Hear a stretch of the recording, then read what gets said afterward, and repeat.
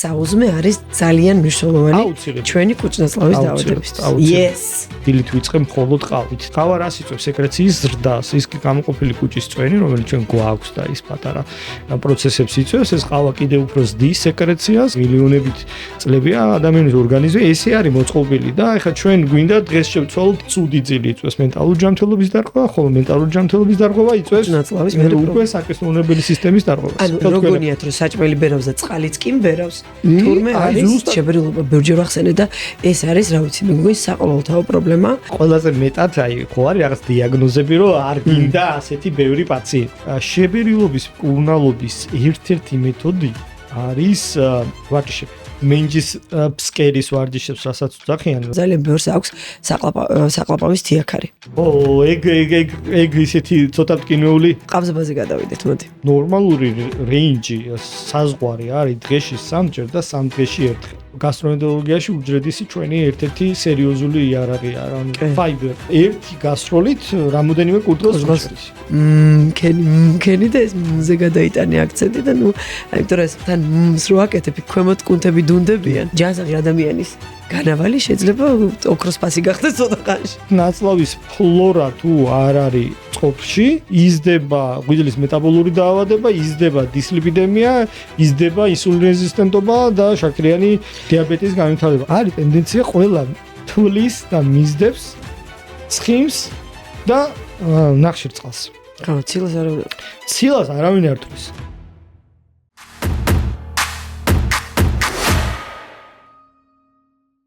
მოგესალმებით ჩერის სივრცის მორიგი ეპიზოდით. სანამ სტუმარზე გადავალ და სანამ თემაზე გადავალ, რომელიც არის ისეთი რომ ვერ მოწყდები და სავარაუდოდ 1 საათი არ გვეყოფა და ეს არის რაღაცნაირი სულ სალაპარაკო თემა ჩვენს დღევანდელობაში. მანამდე უნდა გაგაცნოთ ჩვენი მეგობარი კომპანია, ეს არის სნეკის მიწისწყლის კარაკი, რომელიც გამოირჩევა იმით, რომ არის საქართველოში დამზადებული, ასევე არ აქვს უბრალოდ დამატებითი შაქრები და საერთოდ ზოგადად დანამატები და იდეალური ჯანსაღი ცხიმის წყარო არის. ფანტასტიკურად გამოიყენებთ ხემსებზე, გამოიყენებთ სმუზებში და ძალიან კარგი, ასე ვთქვათ, შემავსებელი, კალორიების შემავსებელი არის, რა თქმა უნდა, შესაბამისად ენერგიის შემავსებელი. გადავიდეთ ახლა ჩვენ სტუმარზე. ჩემი სტუმარი არის დღეს გასტროენტეროლოგი გიგა სორდია. თავად მინდა რომ წარადგინოს თავისი რეგალიები და რა თქმა უნდა ჩვენი დღევანდელი თემა არის კუჭნაწლავი და მის გარშემო არსებული დაავადებები, აი ეს ყოველდღიური დისკომფორტები, რაც ჩვენ გვაწუხებს, რაც შექცევადია, უკუქცევადია და შეგვიძლია გამოვასწოროთ და დღეს უნდა ვისაუბროთ ჩვენ პრევენციაზე, რომ მე არ გახდეთ ბატონ გიგასთან სკუთმი რიგში, ხო? პაციენტები. გიგა მოგესალმებით. მოგესალმებით პირველ რიგში დიდი მადლობა მოწვევისთვის. მოკლედ თქვენს მსვენელებს გავაცნობ ჩემ თავს. მე ვარ გიგა სორდია, ექიმი გასტროენტეროლოგი, თბილისის სახელმწიფო სამედიცინო უნივერსიტეტის ასისტენტ პროფესორი და ჩემთვის პატივია თქვენთან ერთად ვისაუბრო იმ აქტუალურ პრობლემებზე, რომელიც ესოდენ გავრცელებული არა მხოლოდ ამ ქვეყანაში, ზოგადად და იქნებ საჭირო ინფორმაცია გაუზიაროთ ჩვენს თანამოქალაქეებს და მსმენელებს, რაც დაიხმარებათ მათ იმაში, რომ ნაკლებად მოხვდნენ ჰოსპიტალში, ნაკლებად მოხვდნენ ექიმთან და რას უნდა მიაქციონ ყურადღება, რა არ უნდა გამორჩეთ და რა უფრო მნიშვნელოვანია. კი ბატონო, პირიქით ძალიან დიდი მადლობა რომ დავგთხოვთ, იმიტომ რომ ვიცი რომ ძალიან გადატვირთული გრაფიკი გაქვთ. მე მგონი ნახევარ საქართველოს კუჭნაწლავის პრობლემები აწუხებს და შესაბამისად არ გაქვთ ესე დრო. პირველი ჩემი კითხვა იქნება, ჯერ ერთი ჩვენ მაყურებლებს უთხრათ, რომ ჩვენ არ გვექნება ესე ძალიან დავარცხნილი და ტერმინებით დატვირთული საუბარი, ჩვენ გვექნება ესე ჯიგრულად სახლში რა უნდა გააკეთო, როგორ უნდა იმოქმედო და აი მაქსიმალურად მოკვდავ ენაზე განმარტებული აი ეს ყველაფერი ჩვენი უნიკალური მექანიზმი, რასაც ქვია კუჭნაწლავის მომნელებელი სისტემა, რომელიც არის მართლა საოცარი, იქ ჩვენი მიკროფლორა, რასაც ვეძახით ჩვენ მეორე ტვინს, ნუტრიციაში ესე არის ყოველ შემთხვევაში მოხსენიებული და ეგეც განმარტოთ რატომ და მაგრამ პირველი ჩემი შეკითხვა არის, რამდენჯერ უყვარს კუჭს ჭამა დღის განმავლობაში? ჩვენი გასტროენტეროლოგების რეკომენდაცია ყოველთვის არის კვების სიხშირე 3-4, არანაკლებ 3-4-ზე. ინტერვალი კვებებს შორის სასურველია დაახლოებით 3-4 საათი და ეს რეკომენდაციები ეხება როგორც პათოლოგიური პროცესების დროს მიმდინარე და ჩვენ მაშინ მონაწილეობთ, ხო, ძირითადად პათოლოგიური პროცესებში, ასევე ზოგადად კვების რეკომენდაციები ალბათ უფრო 3-4 ჯერ. ჯანსაღი კუჭნაწლავის. ეხლა მე რატო დაგისვიცე ეს კითხვა, მე ვებრძვი ისეთ მას რა ქვია მოსაზრებას, სადაც ეუბნები რომ ერთხელ ჭამე და გეყოფა, ორჯერ ჭამე და გეყოფა.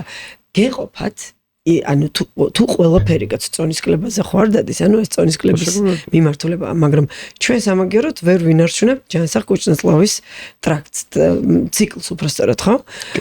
ანუ ჯანსაღ კუჭნაწლავში 3 ჯერ ჭამა არის იდეალური ვარიანტი. ნახეთ როგორ არის, აი მაგალითად დილით როცა ჩვენ ვიღვიძებთ ღამის პროცესში, უკვე ძილის პროცესში, მცირე რაოდენობით კუჭის წვენი ისედაც გამოიყოფა, ხო?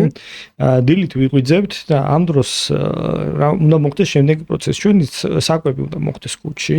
ეს გამოყოფილმა კუჭის წვენი ამ ჩვენმა საკვებმა როგორც ღრუბელმა ისე უნდა შეიწოს, ხო? უნდა შეიწოს და მერე გაგრძელდეს უკვე მისი მონელება 12 გოჯანაცლავში და შემდგომ გადის დანარჩენ ეტაპებს. შესაბამისად, ის მომენტი, როდესაც ჩვენ ვიღვიძებთ და საკვებს არ ვიღებთ და ყოფდება ეს კუჭის წვენი, ბუნებრივია ეს ინელებს ხო საკვებს და ბუნებრივია ზრდის რისკებს, რომ გამოიწვიოს საკუთრივ კუჭის ლორწოვანის დაზიანება და რაცაც მერე მოყვება ეგრეთ წოდებული საყოველთაოდ გავრცელებული დაავადება გასტრიტი, ხო? ან სხვა ტიპის უფრო მძიმედ. ცხადია ეს ერთ დღეში არ ხდება, მაგრამ რეგულარულად კვება ხო და ანუ ამ დროს ხშირად არის ხოლმე აი ჩემ პაციენტები აღნიშნავენ რომ დილით ვიწყებ მხოლოდ ყავით და მე შუა დღეს აი პირველი კვება ამში მაქვს. ყავა ამ დროს არ არის ყავა ცუდი პროდუქტი, ვთქვათ, ასე რომ შევხედოთ ზოგადად, მაგრამ გააჩნია, ხო? არის რაღაც დაავადებები, რომელიც დროსაც ცოტა მეტი სიფრთხილე გმართებს, ხო? ყავა რას იწვევს? სეკრეციის ზრდას, ის გამოყოფილი კუჭის წვენი, რომელიც ჩვენ გვაქვს და ის პატარა პროცესებს იწვევს, ეს ყავა კიდევ უფრო ზრდის სეკრეციას, კიდევ უფრო ის სეკრეციას რატო ზრდის ყავა? ეგ ხო რეალურად იმდენ კალორიას არ შეიცავს, რომ კუჭმა დაიწყოს სეკრეციის გაკეთება. მოდით ესე შევხედოთ, როგორც წვენის სტიმულატორი, ეს სტიმულატორად შეიძლება ჩაითვალოს, როგორც ნიორი მაგალითად ზრდის ნაყლის წვენის სეკრეციას, ხო?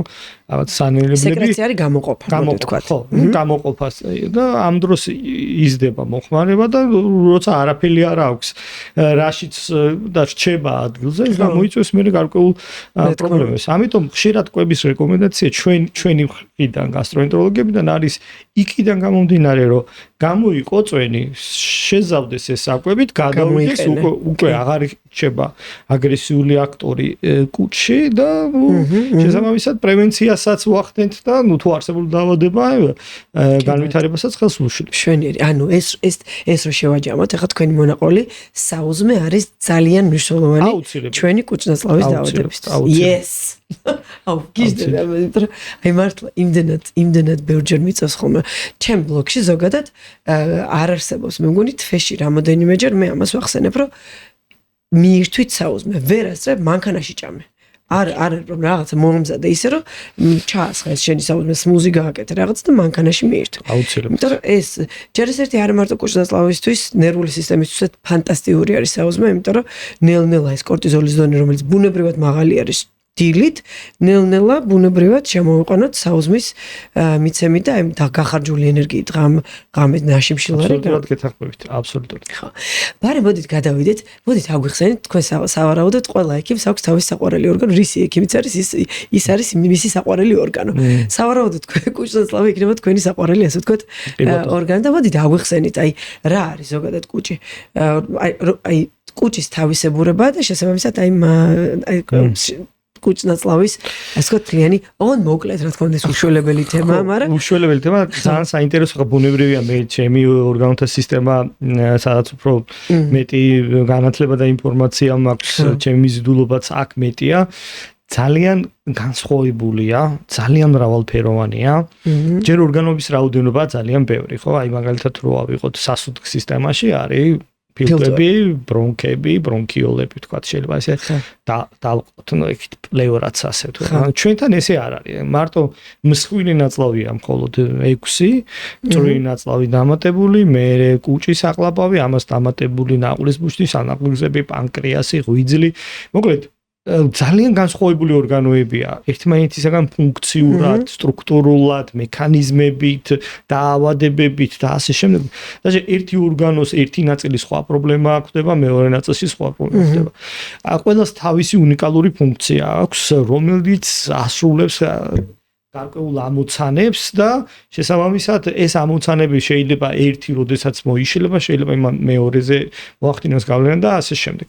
ანუ თქვენ ახსენეთ ახლა გადამამუშავებელ სისტემაში ჩართული ორგანოების რაოდენობა საჭმელობელი სისტემა. ნუ საჭმელობა პირისგუნდან იქნება, მაგრამ ჩვენი სფერო არის საყლაპავიდან.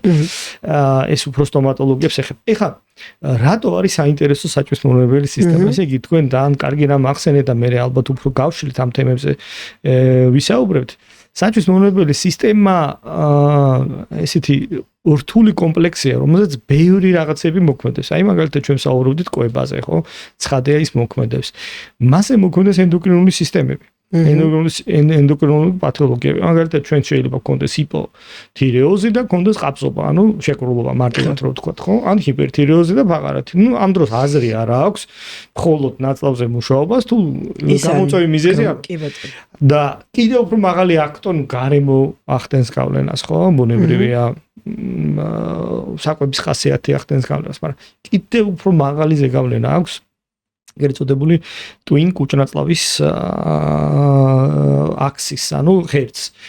ანუ აღმოჩნდა რომ ნერვული სისტემა და მენტალური ჯანმრთელობის დარღვევები არის ისეთივე მავნე, რა ქვია, აქტორები და იმაზე მეტად შეუძლია გამოიწვიოს სხვადასხვა კუჭნაწლავის პათოლოგია და ჩივილი, მოდი სიმპტომით და პათოლოგიური პროცესიც და სიმპტომიც, სიმპტომი სხვა რაღაცაა, პათოლოგიური პროცესი შეიძლება არ იყოს, მაგრამ რაღაც სიმპტომი იყოს. და ის აღმოჩნდა რომ რამოდენიმე ათეული დაავადება დღესდღეობით, რომელიც მოდის ცენტრალური ნერვული სისტემის პათოლოგიებიდან. დღეს ტემპი ძალიან აჩქარებულია კაცობრიობის და მნიშვნელოვან გავლენას ახდენს ბევრი ინფორმაციის მიღებაც. ანუ ჩვენ ცხოვრობთ იმ ეპოქაში, სადაც მოკლე დროში ვიღებთ ძალიან ბევრი ინფორმაციას.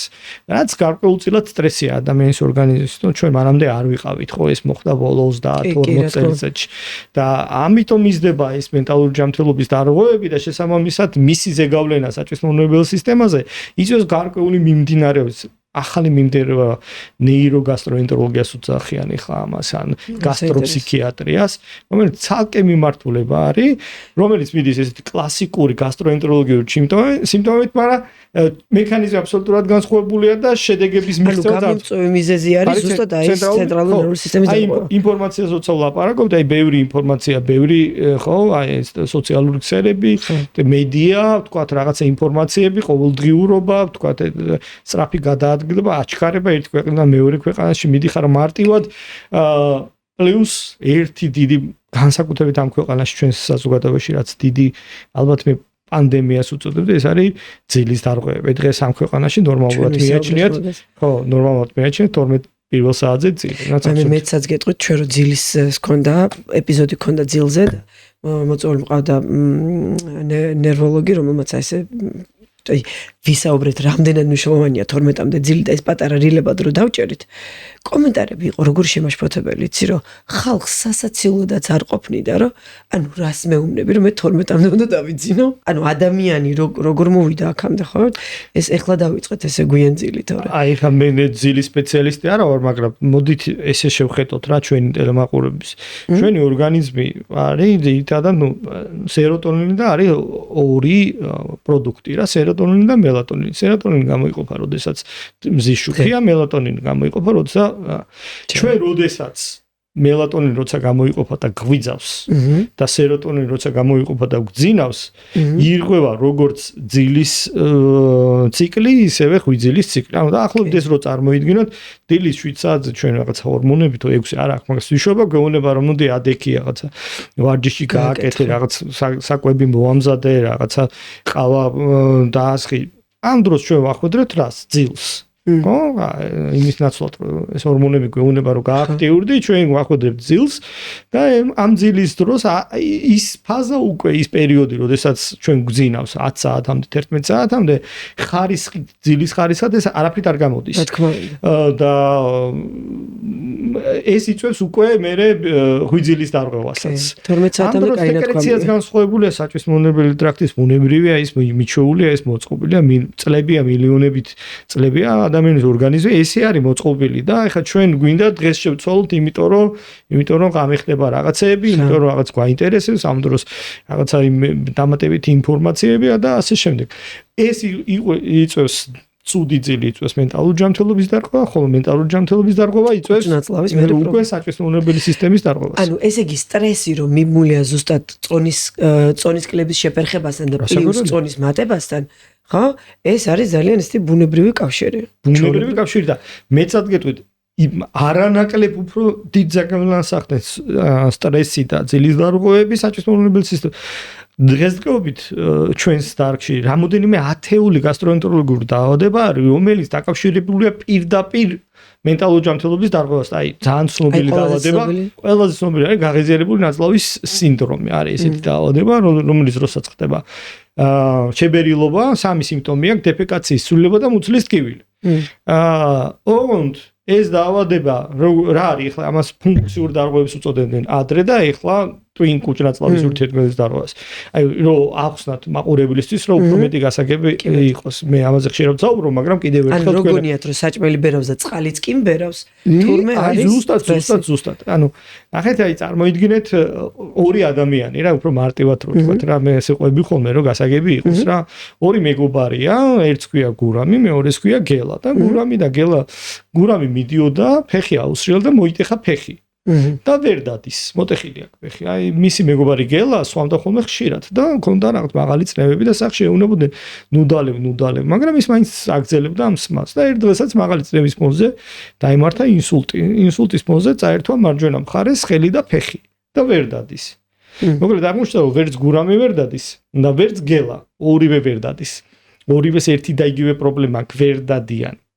მაგრამ განსხვავება მიზეზებში. ერთის პრობლემა არის მოტეხილი ფეხი, მეორეს პრობლემა არის აქ მიღებული დაზიანება. შესაბამისად, კი ორივე ვერ დადის, მაგრამ კურნალობის ტაქტიკა ამ ორ შემთხვევაში არის განსხვავებული რადიკალურად. ერთის შემთხვევაში ფეხზე რო გადაუყვება რენტგენს, ძოლები არის დამტრეული, ცუდი მდგომარეობა აქვს. მეორეს გელას რომ გადაუყვება ფეხზე რენტგენს, იქ არაფერი არ ხდება. რატომ? იმიტომ რომ ფეხის პრობლემა არ აქვს მას. თვითონ ორგანოფეხი არის. აი ზუსტად ასე იყოფა კუჭნაწლავში დაავადებები, ბევრი კლასიფიკაცია არსებობს, მაგრამ არის სტრუქტურული და ფუნქციური დარღვევები. აი სტრუქტურულია კლასიკური კუჭის წყლული, რომელიც ძალიან იშვიათია. და ბევრად მეტია ფუნქციური დისპეპსია, რა არის ფუნქციური დისპეპსია? იგივე სიმპტომები აქვს დაახლოებით, რაც კუჭის წყლულს. ოღონდ რო გააკეთებ კვლევას, იქ დაზიანება მნიშვნელოვანი არ არის, მაგრამ პაციენტი აქცევს ქვეყანას ცუდად ვარ, მიშველი. დაუნიშნავ წამალს და არ შველის კუჭის წამალს. რატომ არ შველის? ან დადის ეს მე ერთი ექიმიდან მეორე ექიმში, მესამე ექიმში. რატომ? იმიტომ რომ გურამის დანიშნულება, ანუ მოტეხილი ფეხის კურნალობა, სწამლები გელას არ მოუხდება, ანუ ამას არ მოუხდება. შესაბამისად, შედეგი დადებითის მიღწევა ბევრად უფრო რთულია. არა და პაციენტს გონია რომ მას აქვს გურამის ტიპის პრობლემა. ამ შემთხვევაში აქვს გელას ტიპის პრობლემა. ანუ იქიდან სტრესიდან მოდის. შესაბამისად, როდის იყო კუჭის წამალი მოქმედებდა ცენტრალურ ნერვულ სისტემაზე. აი, რა სიმპტომები შეიძლება იყოს ასეთი? ახლა მაგას მეებს გაუკვირდება. ერთი მაინტერესებს ხო სიმპტომები შეიძლება იყოს, მაგრამ ყველა ვარიანტში იქ რაღაც ან ჰორმონალურად, ან სტრუქტურულად რაღაც ხდება, რომ ტკივილს იწვევს აქ, არა? გეტყვით მაგასაც. თუ სიგნალი იწვევს ტკივილს რა ატკივდი? ხო, აი, დაახლოებით როგორი პროცესია რა? აი, მე ერთი წელია ხელი მიკანკალებს და ვერ ვაჩერებ. აი, ერთი წელია ვერ ვაჩერებ. ხელის კანკალს. აი აქ მალამ რო წავისვა ხელზე გამიჩერდება? არა. რატომ? იმიტომ რომ ეს ხელის პრობლემა არა. ხო? ანუ შეიძლება იყოს გამოხატული მუცლი, აი ვინერვიულე და კუჭი ამეშალა, ხო? ხო არის გავრცელებული. რა ამ დროს ნაწლავის ანთება ხდება, იმ დროს არ ხდება ნაწლავის ანთება. ეს არის უბრალოდ ტვინის მიერ გაგზავნილი იმპულსები სხვადასხვა მექანიზმით იწვევს პერისტალტიკის ზრდას. სიგნალია ეგ. კუჭი, ხო, ანუ ეს არის მოტორული ევაკუატორული ტვინისა და კუჭრან, სადაც გლუვი კუნთი არის, ანუ კუნთები სადაც არის საჭმის მომნელებელი სისტემაში. ყველაზე გავლენას მოახდენს. ვერ მოახდენს მაგალითად პანკრეასზე, სადაც კუნთები არაა, ღვიძლზე ვერ მოახდენს. მოახდენს ნაწლავზე, კუჭზე, საკლაპავზე, სანაყულებებზე, ნაყულის ბუჩზე და ასე შემდეგ. ხო, ბევრს უთქვას, რა გადავიღე ეხოსკოპია, გავიკეთე ულტრაბგერა, ხო? და ნაყულის ბუჩი არაფერი არ მაქვს, ტყივა. ხო, ეს იგვემი რა საინტერესო რაღაცა თქვით. თქვენ კუნთები ახსენეთ ამ ორგანოებში, მაყურებელსაც რო განუმარტოთ. კუნთოვანი ქსოვილი არის ნაწლავი, საკლაპავი, კუჭი, რაც მექანიკურად მუშაობს, რაც მოქმედებს. გული მაგალითად, ხო? ესენი კუნთოვანი ორგანოები, ამიტომ გავლენას მან დახვდა ვინერვიულე და გული ამიჩქარდა, ხო? პირობითად. ან სანერვიულო შემხდა და ყლაპვა გამიჭირდა. აი თვითონ ბურთი გაგვეჭყირა, ხო? ამიტომ ეხლა ყველას მათ შორის ეხლა ეს ადრე არავინ არ ვიცოდით. ეს მექანიზმები ჩვენ ასე ვსაუბრობთ ეხლა მე როცა ვსწავლობდი მაშინ ესე არ იყო ცნობილი. ეს არის ახალი ამბავია, ამაზე მე ჩემი სადოქტორო ნაშრომიც ამ თემაზე არის, ეგრეთ წოდებულ ტვინ კუჭნაწლავის ურთიერთობა და ესეთი სიმპტომები არის ძალიან ბევრი, აი ყველამ რო ვიცით, აი მაგალითად აღმოჩნდა რომ ბოყინი რო ავიღოთ ერთი ბოყინი, ამოქარობა, ხო? ბოყინის 10-დან 8 შემთხვევა პათოლოგიური ბოყინის ლაპარაკობ, ეხლა ბერს რო შევჭამთ და მე წყალს დავაყოლებთ, ეგ შეიძლება ბუნებრივი პათოლოგიას არ ნიშნავს, მაგრამ აი პათოლოგიურად რო აბოყინებს ადამიანი. ბოყინის 10-დან 8 შემთხვევა აღმოჩნდა რომ არის ნერვული სისტემის პათოლოგია. მხოლოდ 2 არის კუჭნაწლოვთან დაკავშირებული. აი ესეთი მაგალითად, აი სხვა სიმპტომებს გეტყვით, შეპერილობა, მუცლის ხმაური, ანუ ყურყური, ბუხბუხი, შიმშილზე როგორია შეგრძნება, შებერილობა, გადაბერილობა, დაუცლელი დეფეკაციის შეგრძნება, ფაღარათი, ყაბზობა, ფაღარათი და ყაბზობა მონაცვლეობით, ლუკმის გაჩხერის შეგრძნება, ესეთი ყელში გლობუსის ფენომენია, ტკივილი მარჯვენა მხარეს, მუცლის მოვლითი ტკივილი და ასე შემდეგ ეს სიმპტომები ყველაფერი სტრესია. შეიძლება იყოს ტვინ კუჭნაწლავის ურთიერთქმედების დარღვევა. ეს არის ფიქრობთ რომ ყველა შემთხვევაში. რა თქმა უნდა, კი. ეს შეიძლება იყოს სტრუქტურული პათოლოგია, ანუ მოტეხილი ფეხი მარტივად რო ვთქვა და ხშირად ეს არის ტვინ კუჭნაწლავის ურთიერთქმედების დარღვევა. ამიტომ კურნალობის მიღწევა გურამთან შედეგის მიღწევა ბევრად მარტივია, ანუ მოტეხილ ფეხთან. რატომ? იმიტომ რომ რაღაც გიფში ჩაუდებთ ფეხს და ერთ თვეში ის ლოკალურია და მაგიტო. გაივლის ერთ თვეში ის გურამი, მოგვარ. აი გელას კურნალობა ბევრად უფრო რთულია.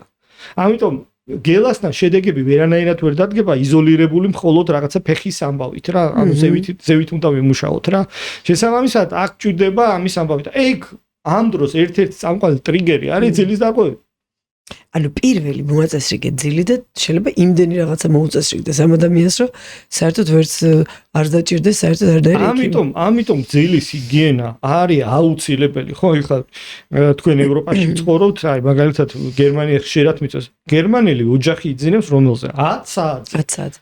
სხვათა შორის ესპანეთი მაგხრივ ძალიან ცუდი მაგალითია. ხო, ნუ ესპანელები ჩვენ გვაქვს. შოქში ვიყავი, რომ ჯერ 10 საათზე გადიან ვახშამზე. მეთქი ან რა კუჭი გაქვთ, ან რა. ხო, ნუ გერმანელები ესე არიან. გერმანელები ინგლისში რო ვიყავი, ინგლისში რო ცხოვრობდი, იგივენაირად ზუსტად 9-10-დან უკვე იწყებენ დაძინებაზე, დაძინების მომზადებას, იმიტომ რომ იქ 5-6 საათზე იწყება დღე.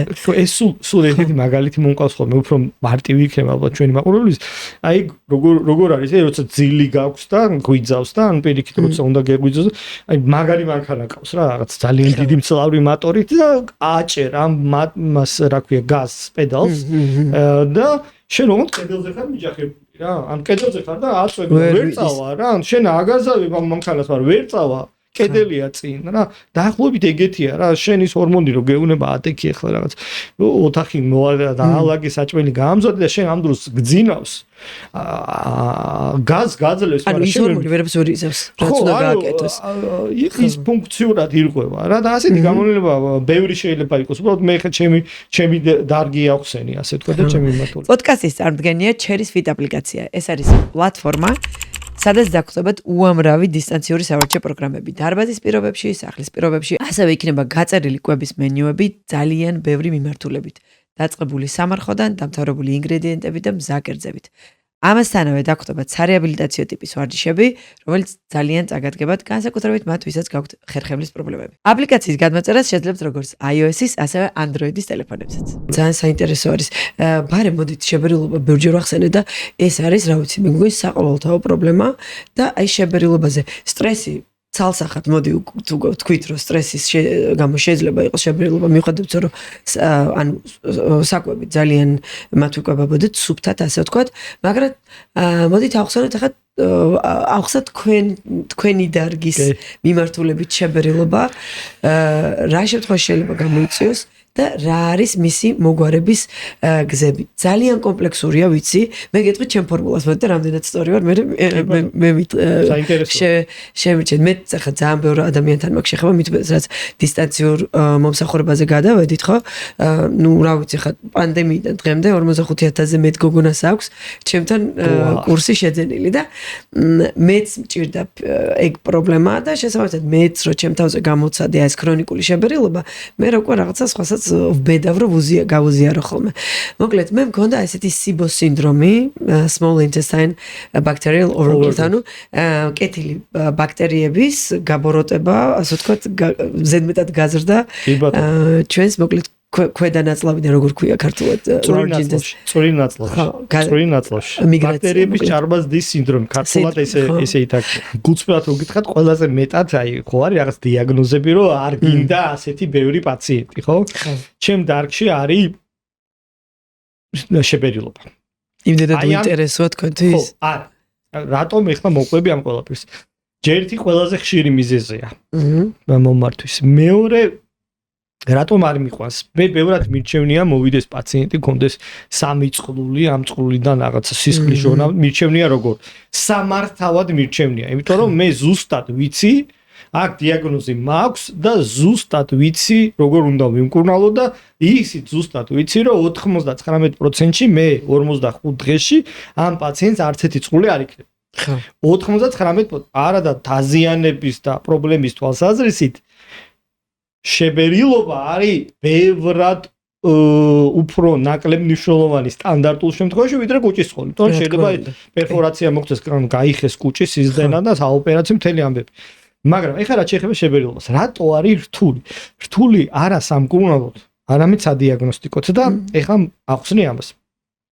შებერილობა არ არის ესეთი დიაგნოზი, ეს არის მდგომარეობა, რომელსაც იწვევს 50-ზე მეტი, მე რაც დავთვალე. 50-ზე მეტი დაავადება ან მდგომარეობა. შესაბამისად, ამ 50-დან შეიძლება იყოს ერთდროულად 1, 2, 3 ან 7 ან 12. შეიძლება იყოს 12 მიზეზი ერთდროულად. ხო? ანუ მე რო თვალი მტკივა ეს ხო არ ნიშნავს იმას, რომ ხშირი შარდვა არ შეიძლება მქონდეს ან ფეხის ჭრილობა არ მქონდეს. შეიძლება სამივე მქონდეს, ხშირი შარდვაც, თვალის ტკივილის და ფეხის ჭრილობაც. თეორიულად სამივე შეიძლება, ხო? აი ესე შევხვდეთ. ეხლა რა არის შებერილობის პრობლემა? შებერილობის მიზეზებს გეტყვით, აი მაგალითად რითი შემხვედრია პაციენტი შებერილობის მიზეზებით რა ყოფილა. დამიდგენია რომ ყოფილა პარაზიტები, დამიდგენია რომ ყოფილა გლუტეინის აუტანობა, ცელიაკია უпроსტად, გლუტენის რო ვერ იმაშვებიან, გლუკოზი არ ბოდიში ლაქტოზის აუტანობაც არის ერთ-ერთი. მესამე მინახია რომ ამის მიზეზი ყოფილა სტრესი და ნერვული სისტემა და მეოთხე ყოფილა ნაწლავის ონკოლოგიური დაავადება. ანუ 4-ვე შემთხვევაში მინახია პაციენტი და 4-ვე შემთხვევაში მოსულა შებერილობის დიაგნოზით. ხო? ეხლა თქვენ როგორ წარმოგიდგენთ ერთი წამალი, რომელიც თან პარაზიტებს მოკლავს. იგივე წამალი ნერვოს განკურნავს. იგივე წამალი ცელიაკიას მოარჩენს და თან იგივე წამალი კიბოს განკურნავს. ეგეთი წამალი არ არსებობს. ამიტომ პრობლემა არის ჯერ სანამ წამლამდე მიხვალთ რამდენი რაღაც უნდა გამორიცხოთ რამდენი რაღაც კვლევა ანუ ეხლა შენ თუ იმ ადამიანს სტრესი აქვს სულ სხვა რაღაცა არის და თუ ადამიანს ონკოლოგია აქვს იქ მალევე ჭირდება ხო მკურნალობა ეხლა თქვენ როგორ წარმოგიდგენთ ჩემთან მოსული პაციენტების 50% შებერილობას აღნიშნავს მე რომ 50%-ს ჩაუტარო კოლონოსკოპია ანუ ნაწლავის გამოკვლევა დათვალიერება ნუ ახლა ეგ ხო აბსურდია ვერც ერთი კლინიკა ვერ გაუძლებს ამის დაწყვეტას და მე ნუ აბსურდია ხო? არა და ონკოლოგიის გამორიცხვა მხოლოდ კოლონოსკოპით შეიძლება. ამიტომ პაციენტს კი გონია რომ ეს მარტივი პრობლემით მივიდა, მაგრამ სამწუხაროდ ეს არ არის ესეთი მარტივი არის სამკურნალო. ჯერ დიაგნოზი თუ გვაქვს და დიაგნოზის დასმა არის მან დიდი გამოწვევა. შესაბამისად უკეთებ ამ ყველა კვლევას, მაგალითად შეიძლება გავუკეთო, თქვა წამოყვა პაციენტი და გაიკეთა 50 კვლევა, რაც აბსურდია ხო, ხა ქართულ რეალობაში რამდენიმე 1000 ლარი დაჭირდება, ხო? გაიკეთა ყველაფერი 50-ის. შეიძლება გაიკეთოს და არც არაფერი არ აღმოაჩნდეს, იმიტომ რომ მისი პრობლემა მოდიოდეს ცენტრალური ნერვული სისტემიდან. და მე ეტყვი ადამიანს რომ აი გააჩენ 15000 ლარი გადაიხადე 20-ად დადიოდი ერთი ანალიზს და აუ არ შეგვიძლია რომ ნევროზი გაქვს რა ხო ნუ გაგიჭდება ეხლა მაგას ცხოვრება დაალაგე და გადაგწოს ხო ნუ არ ვიცი აბსურდია ხო ძალიან რთული მიმღებლობა ზოგადად აი ამ ტვინ კუჭნაწლავის ძალიან უჭირთ ხოლმე ამისი დაჯერება რა ისედაც ამიტომ შეფერილობის მართვაზე არის რაღაცა სქემა გვაქვს პირველ რიგში უნდა გამოირიცხოს საშიში დაავადებები ხო ან თუ თან ახლავს ზონის კლება რაღაცა ეგრეთ წოდებული წითელი სისხლიანი დეფეკაცია ფაღარათი ასე შემდეგ ამ დროს უნდა დაიწყო სერიოზული გამოკვლევების ამბავი თუ არ არის არც რისკ ჯგუფშია არც გენეტიკური განწყობები აქვს არც რაღაცა არის და ასე შემდეგ იმის მიხედვით თქვენ ახსენეთ სიბო მაგალითად ხო სიბო წვრილი ნაწილში ბაქტერიების ჭარბაძის ნუ ეხლა ნენელა ვნერგავთ ამ დაავადებას საქართველოში ხო აი სიბო არის სასარგებლო ბაქტერიები რომელიც ჩვენ გვაქვს და იმათი ზრდა არის ჭარბი. ეხლა მან რა პრობლემა გვაქვს რა აი სიბოს დიაგნოსტიკაში ავიღოთ ეს დაავადება ძალიან გავრცელებულია სხვათა შორის. რა არის პრობლემა? საქართველოში არის მოდაში უნდა გავაკეთოთ განავლის ბაქტერიოლოგიური კვლევა. რომ მიდიხარ ამ განავლის ბაქტერიულ კვლევას აკეთებ 95%-ში მოგდის რომ შენ გაქვს ლაქტო და ბიფიდობაქტერიების დეფიციტი.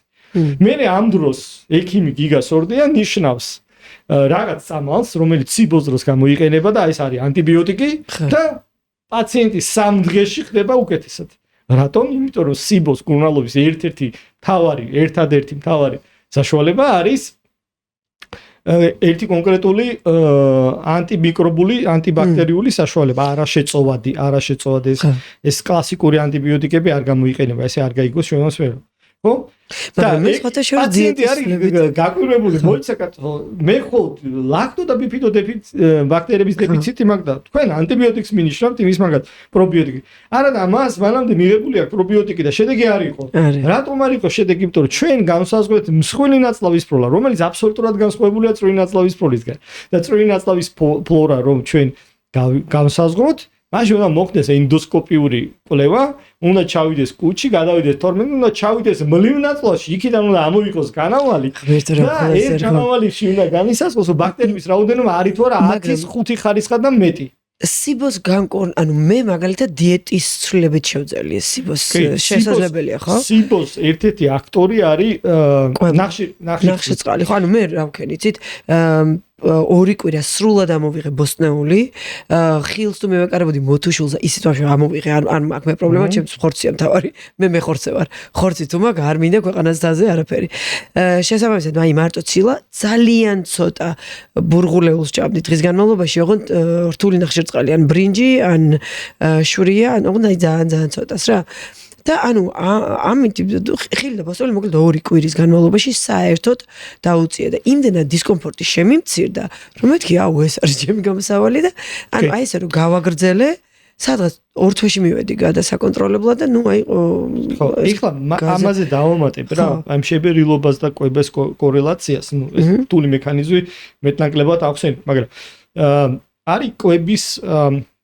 მოდელები სპეციალური აი როდესაც არის შებერილობა ამას უძახიან low FODMAP და high FODMAP ხო FODMAP დიეტები ეს არის ოლიგო D და მონოსაქარიდებით და ნახშირმჟავებით მდიდარი და ღარიბი საკვები რომელიც ფერმენტაცია უფრო მეტად წარმოქმნის გაზებს. შესაბამისად ეს რეკომენდაციები არის, რაღაც პროდუქტები არის, ხა მაგას ვერ ჩამოვთვლით. პირველი არის ხორბალი, რომელიც high FODMAP-ია და low FODMAP თუ გვაწუხებს ეს დიეტა, შეგვიძლია ჩვენს მარტივად ნახოთ, ხელმისაწვდომია და შეგვიძლია ინტერნეტში დაგუგლეთ მაღალი FODMAP-ის მქონე პროდუქტები. ხო, ქართულად არ არის, ხა ინგლისურად მოიძებნება წერია იქ.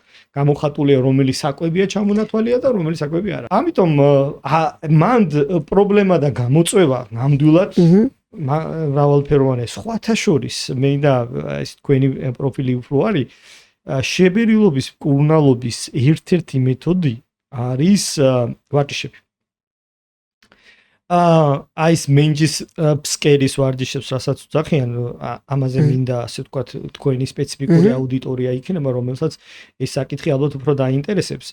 ესე იგი არის დასავლეთის ქვეყნებში, აი ამერიკაში მე რაც მინახავს, რაც გადავხედენ, ჩვენთან არ არის, ევროპაშიც დიდი ინფორმაცია არა, მაგრამ ჩვენთან მშობიარობის შემდეგაც არ არის სამწუხაროდ მენჯის ფსკერის კუნთების ვარჯიშის ისე არის ვარჯიშები, რომლებიც არის ესეთი სინდრომი, მაგალითად შებერილობის, აი რო ყვებიან ხოლმე რომ პაციენტები ორსულებით მუცელი მაქვს, აი თითქოს 6 თვის ორსული, ეს ტერმინია. ეგრევე შეგვხვდება თქო, და ერთ და იგივე ყובה ბევრი პაციენტი რა. აი ესე მოდის რა, აი ორსულივით მუცელი მაქვს. ეს არის აბდომინოფრენიული დისენერგია, ეს ახალი სინდრომია, მაყურებელს რო წარმოიდგინოთ, ჩვენი თქვა დიაფრაგმა დაახლოებით წარმოიდგება ასე, ხო? და გარკვეული და ნუ აქ არის გაზი, ხო? და გარკვეული პროცესების შემდეგ ეს შეიძლება იყოს შობიარობა და სხვადასხვა პროცესები, ეს დიაფრაგმის მახვილი კუთხე ბლაგდება და ჩამოდის ქვემოთ. რო ჩამოდის ქვემოთ, ეს აწვება, ანუ სივრცე ცოტა რჩება და მუცელი მოდის წინ. ანუ გაზის რაოდენობა ასეთი შემთხვევაში, როცა მაღლა დგას და ასეთი შემთხვევაში შეიძლება ერთ და იგივე იყოს, მაგრამ ვინაიდან სივრცე არის მოკლე, მუცელი მოდის წინ და არის გამოხატული შებერილობა. იგივე არის მაგალითად ხერხემლის დეფორმაციებზე. ძალიან ხშირად არის ხერხემლის დეფორმაციები, აი წინ გამოწეული მუცელის და შებერილობის მიზეზი. აი ერთ-ერთი კვლევის, ერთ-ერთი მკურნალობის მეთოდად გარკვეული ავტორები თვლიან, რომ გარკვეული ფიზიოლოგიური აქტივობები, აი ეს მენჯის ფსკერის ვარჯიშებს, რასაც უძახიან, ძალიან წარმატებულად გამოიყენება. როცა არ მუშაობ ბუნებრივი, ახლა ეს თაღი რო ასე არის და ქვევი ჩამოვიდა ქვემოთ, ახლა ამას რომელი შებერილობის წამალი მოუხსნის, ხო? ვერანაირი წამალი არ მოუხსნის, ამიტომ იჭყებებიან ესეთი პაციენტები, შედეგი მაინც არ აქვთ. არ აქვთ. არა და დიაფრაგმა და მენჯის ფსკერის კუნთები ძალიან სინქრონში მუშაობენ და ერთადერთი მაგას ჩვენ შეგვიძლია მივწვდეთ მხოლოდ და მხოლოდ სუნთქვითი ვარჯიშებით. და ვერანაირი შტანგა, ვერანაირი განტელი, ვერანაირი პრესის კაჩავი მაგას სამწუხაროდ ვერ დაგვამუშავებინებს და ზუსტად მაგითო არის შექმნილი. ეს კეგელის ვარჯიშებს ეძახიან, სუნთქვითი ვარჯიშები არის ზუსტად მენჯის ფსკერის ქვედაკუნთები, რომელიც აუცილებლად თანამშრომლობაშია, კოლაბორაციაში არის დიაფრაგმასა ზუსტად, იმიტომ რომ დიაფრაგმა ჩამოიწევა მენჯის ფსკერის კუნთები ქვემოთ მიდის, დიაფრაგმა აიწევა, ფსკერის კუნთიც აიწევა, მაგრამ ეს ყველაფერი ხდება სუნთქვით. ხო, ზუსტად ეხა ჩავაკვეთებ თუ შეიძლება თქვენის ნებართვით, აი ამ ვარჯიშების თლიანი ციკლი და თლიანი პროგრამა გვაქვს დამატებული CherrySfit აპლიკაციაში და შეგიძლიათ შევძანდეთ, გადმოწეროთ და კეგელის ვარჯიშების რეაბილიტაციო პროგრამა შეიძინოთ. ეს ამას მე ხო ყველა ქალს ვურჩევ ხოლმე, მაგრამ მამაკაცებისთვისაც ძალიან კარგია. უბრალოდ მამაკაცებისთვის ახსნა ცოტათი გამიჭირდა მენჯის ფსკერის კუნთების, ეხლა მე თვითონ მამაკაცი რო არ ვარ, არ ვიცი როგორ ვიგრძნო ეს ყველაფერი. და შემიძლია, ანუ, როდესაც უსმინე მე უცხოურ პოდკასტებს, სადაც აი ეს მამაკაცებისთვის კეგელის ვარჯიშებს ხსნიან, ხო? თითქოს აი სათესლე ჯირკვალზე იყო აქ აქცენტი გაკეთებული, მაგაზეც გაგიზიარეთ. სათესლე ჯირკვლები თითქოს უკან უნდა შეწიოთ და ისე უნდა ამოწიოთ, იმიტომ რომ ხა ჩვენ გოგონებს ვეუბნებით, რომ აი ვაგინალური კუნთებიდან იწყება ეს ყველაფერი, რომ თითქოს რაღაცა უნდა ამოიღო და ზემოთ წამოიღო, მაგრამ როგორც მოჭერა მნიშვნელოვანი ამ კუნთების და მენჯის ფსკერის, ასევე მოდუნებაც ძალიან მნიშვნელოვანია და მოდუნებაც სასწავლებელია. აი მაგაზე დავამატებ, ესე იგი გვაქვს ჩვენ რამოდენიმე დაავადება გასტროენტეროლოგიის, უფრო ესეთ პროქტოლოგიური, ესეც სიახლე, ხა ჩვენ რაზე ვსაუბრობთ, ეს არის აი ბოლო რამოდენიმე წლის ამბავი მსოფლიოში. არის ესეთი პროსტალგია ფუგას და ლევატორანის სინდრომი. ტერმინის არ აქვს მნიშვნელობა, მაგრამ ეს არის სწორი ნაწლავის კუნთის სპაზმი, რომელიც იწვევს ტკივილს და აი ეს მენჯის ფსკერში რაც შედის კუნთი, ერთ-ერთი კუნთის სპაზმია, რომელიც იწვევს ტკივილს. აი ეს ძლიერი ტკივილია, რომელიც რეალურად წამლებით დიდად არ იხსნება და ამას უხსნის ხოლმე თვითწყალში ჩაწვევიან ესეთი პაციენტები და მოდუნდეს კუნთი და ტკივილი გავის. აი ეს სწორი ნაწლავის ირგვლივ ეს კუნთოვანი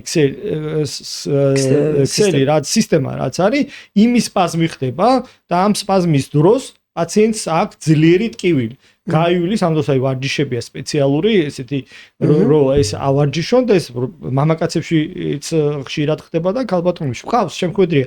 ნუ ადრე ამას არ ვაქცევდი როცა მიყვებოდა პაციენტი არ ვიცოდი ეს რა იყო იმიტომ რომ არც გვისწავლია და არც ეხლაც არ ისწავლება ესე რანდომ ინფორმაციები ამასთან დაკავშირებით და შესაბამისად მისი მოხსნა მხოლოდ მედიკამენტი წარმოადგენს ძირითადად სხვათა შორის აქაც სტრესი და ერთ-ერთი აქტორია რომელიც ამას იწვევს ხოლმე და ხშირად ეს სტრეს ინდუცირებული პრობლემებია.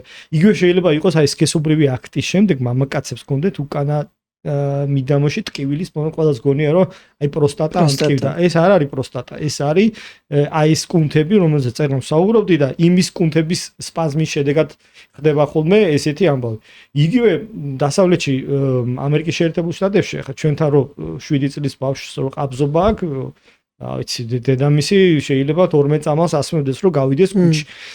იქ არის თერაპიები, სხვადასხვა ფსიქოლოგები არიან ჩართული, იმიტომ რომ ეს მექანიზმი ხო იმის არ იყოს წეღა რო ახსენე რომ ვინერიული და კუჭი ამეშალა პირიქითაც შეიძლება მოხდეს და ხდება ყაბზობის სპაზმი ხდება იმ კუნთების და როცა სპაზმი ხდება იკავებს მე დეფეკა როცა იკავებს ხო მაგალითად ახტიდან დეფეკაციის აზრიდან მე აქვს გასვლის დროს ლორწოვანი ღიზიანდება, მკვრივდება ის განავალი და ღიზიანდება და რო ღიზიანდება იწვევს ტკივილს. მე ამ ტკივილს ტვინი იმახსოვრებს და როცა დეფეკაციის აქტი კიდე მოვიდა, ამ დროს ახსენდება ის ტკივილი და კიდევ უფრო იკავებს. მე რაც უფრო იკავებს, ის საკუთრივ ლორწოვანის დაზიანებას კიდე უწევს, რო გავიდა ქონდა მოქმედება, მე უფრო ეტკინა და აი ეს ციკლი ეს ბავშვებს ხოთ შორს და ჩემშულსაც დაემართა ეგ შიში და ნუ ბევრი სკანდალჭირდა. ის არ არის გამოსავალი რომ ჩვენ საფაღაროთებით გავჭყიბოთ, მაგრამ მუშაობა ჭირდება სპეციალური და დასავლეთში ესეთ სერვისები არის. ესე იგი ჩოლოდ ანუ ნებისმიერი კუნთის სპაზმის წამალი მხოლოდ მოდუნება რა თქმა უნდა არ არის მათ ჩოლებრივ მუშაობა მიდის ამ კუნთის ამუშავებაც და მოდუნებაც არის ერთნაირად მნიშვნელოვანი რა და შესაძლებელი ცხოვრების დროს ძალიან მნიშვნელოვანია ამ კუნთი როგორც მამაკაცებში ისევე ქალებში ძალიან მნიშვნელოვანია. კი ასე რომ მამაკაცებსაც შეუძლია ძალიან თამამად აკეთონ კეგელის ვარჯიშები მოუწესრიგდებათ.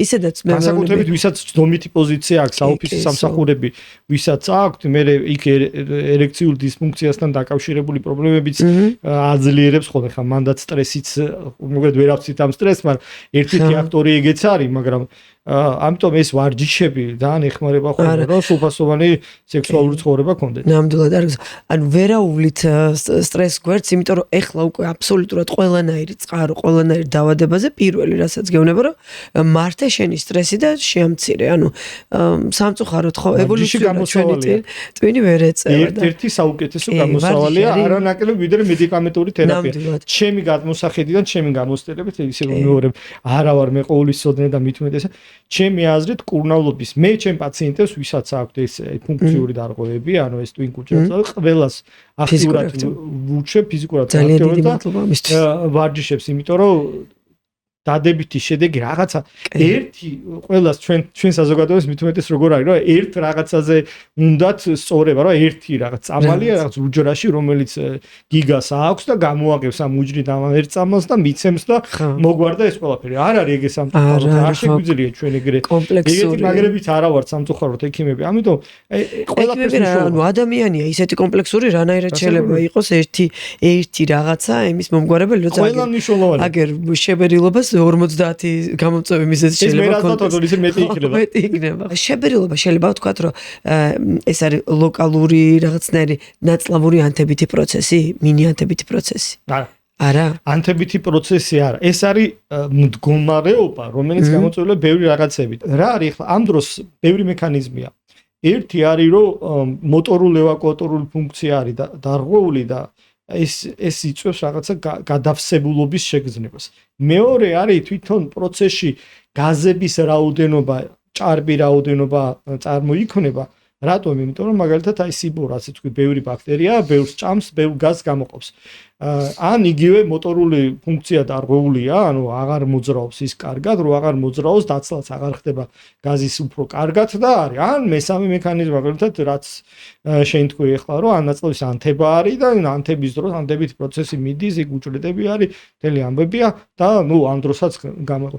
ამიტომ ბევრი რამ ან მაგალითად რაღაც რო ვერ ინელებთ ხო ლაქტოზა, გლუტეინი ხო რო ვერ ვინელებთ, ამ დროს რო ეს მონელება ამ პროდუქტის არ ხდება კარგად, ამ დროს მოუნელებელი ბევრი მასებია, რომელიც ბევრ გაზებს შეიცავს და ამიტომ არის. ან კიდევ არის მაგალითად პანკრეასი ვერ გამოყოფს სათანადო ფერმენტებს, იმდენი რამდენიც ჭირდება, ანუ ჭირდება ისა რა ქვია 2x და ამას ეს გამოყოფს 1x და არ ყოფნის ეს მოცულობა არ არის მისთვის საკმარისი და ამიტომ ვერ მოინელა და რაც ბუნებრივია მე იქნება შევაწყვეტ. ამიტომ მექანიზმი არის უამრავი ტიპის. შესაბამისად ჩვენ წარმატებულად მართავთ იმ შემთხვევაში თუ გავიგებთ რა მექანიზმით მიდის. მაგრამ ეს გაზების გამოყოფა სად ხდება? ხო სწორ ნაწლავში ხდება? გამოყოფა, გამოძევება ხდება, მაგრამ წარმოქმნა წარბოდიში წარმოქმნა სად ხდება? წარმოქმნა წვრილ ნაწლავში და მსხვილ ნაწლავში მეტად, მაგრამ გარკვეულწილად კუჭშიც არის ხოლმე. ეხლა კუჭში ხდება გაზების გამოყოფა. რაღაც ნაწილის, აი ნახეთ მე და თქვენ ახლა ვსაუბრობთ, ხო? დაახლოებით 1 საათია ვსაუბრობთ. ამ საუბრის დროს ჩვენ ძალიან ბევრ ჰაერს შევყლობთ. კი ბატონო. ეს ჰაერი ნაწილი ამოდის ზემოთ დაახლოებით.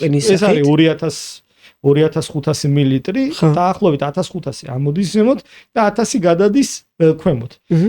და მოგცემ შეფერილობას. ხა ბუნებრივია ამის განკურნებას ჩვენ ვერ მოვახდენთ რა.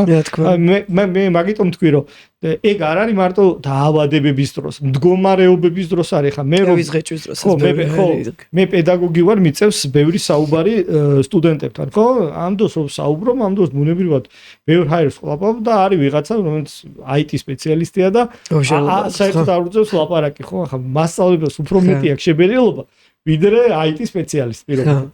მესმის რა საინტერესო არის. რაიმე სხვა რაღაცის დამაზიანებელიც არის?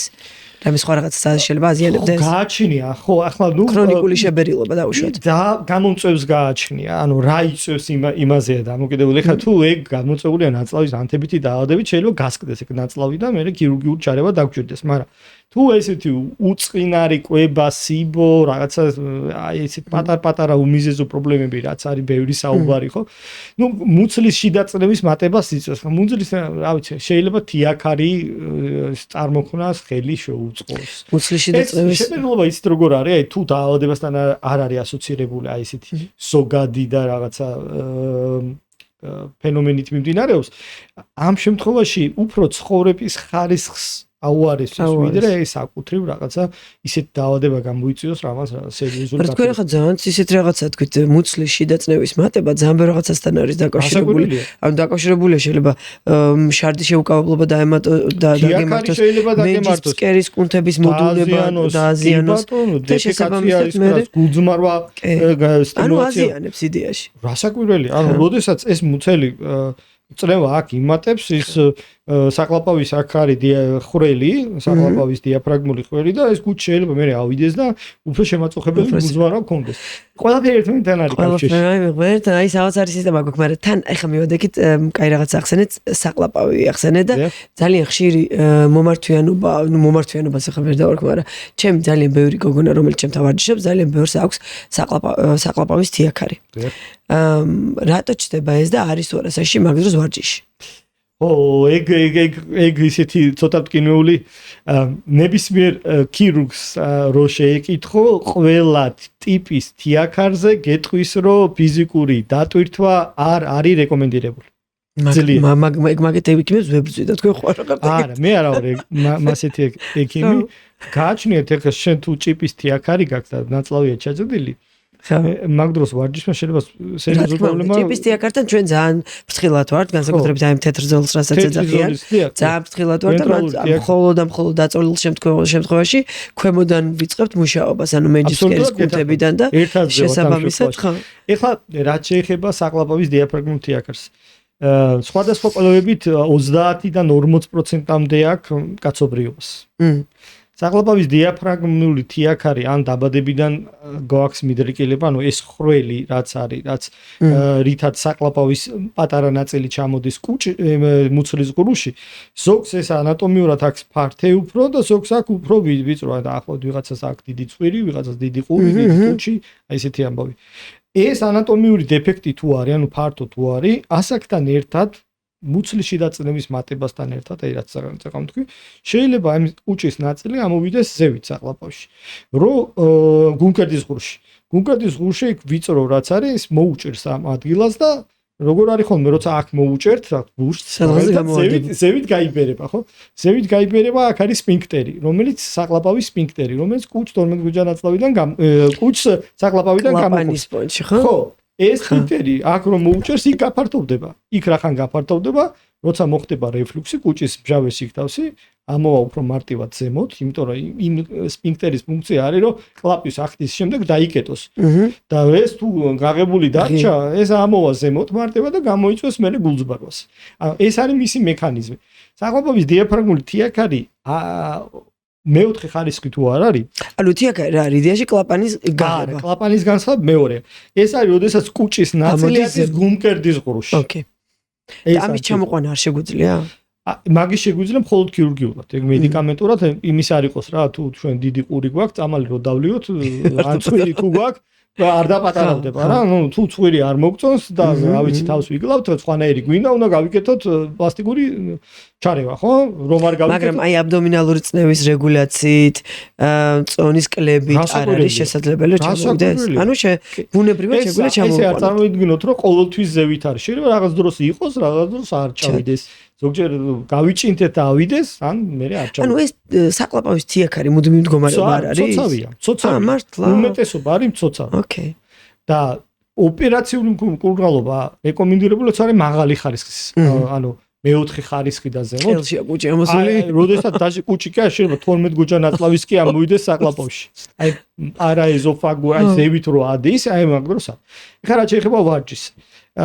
ნუ ისე უნდა მოხდეს ეს, რომ ჩვენ არ გამოიწვიოთ ძლიერი დაწოლა მუცლის წნევის მნიშვნელოვანი მატება. მე საერთოდ ქირურგიული ჩარევის მომხრე ასე დროს არა ვარ ხოლმე და თუ აი უკიდურესი მდგომარეობა არ არის, მეოთხე ხარისხი და ასულია ყველაფერი ზემოთ, ნაწლავებიც კი ზემოთ, სხვა შემთხვევაში ზოგადად ქირურგიული ჩარევის დიდი ფანი არა ვარ.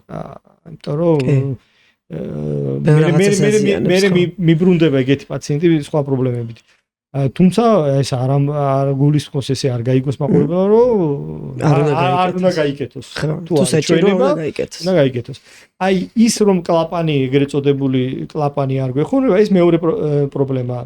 აი სფინქტერი შეიძლება თიაქრის გარეშეც ეს სფინქტერი, აი ეს კუნთოვანი ინერვაცია დაიხუროს და ისა დაირღვეს და აღარ დაიკეტოს ან ნაწილობრივ დაიკეტოს. მაგ დროს არის იჟოგა. აი მაგ დროს უფრო მარტივად მიმდინარეობს გულძმარვა.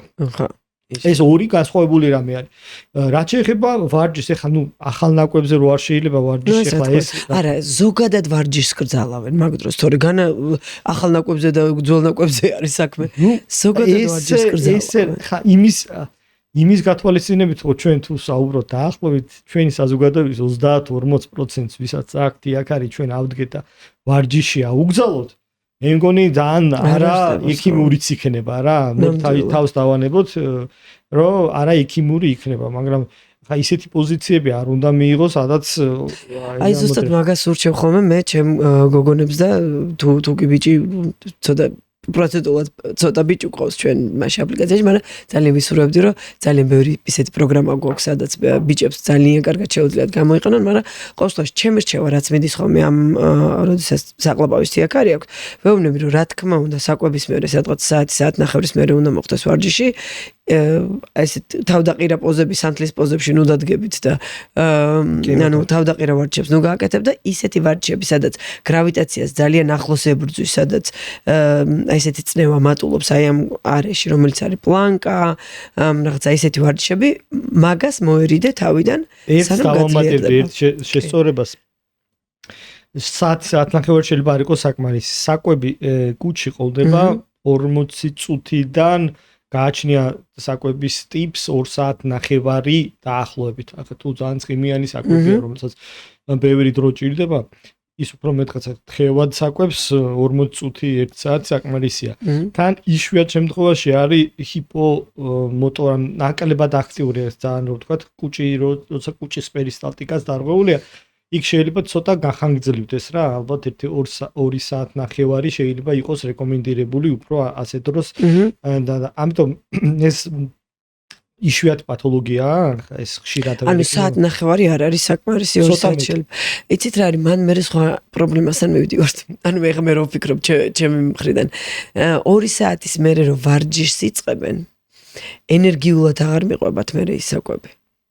და მე აქვს აი გულის წასვლის შეგრძნება რო ახლა მე ვარჯიშის დროს და აი ეს მაშინ ვარჯიშის წინ უნდა მიიღონ ისეთი საკვები, რომელიც ცოტა ხანს ყოფდება. ცოტა ხანს ყოფდება. ანუ ძალიან ლორი რომ მიიღონ, ხო, ლორი ვერც ერთ ვარიანტში 40 წუთში ვერ დატოვებს იმას.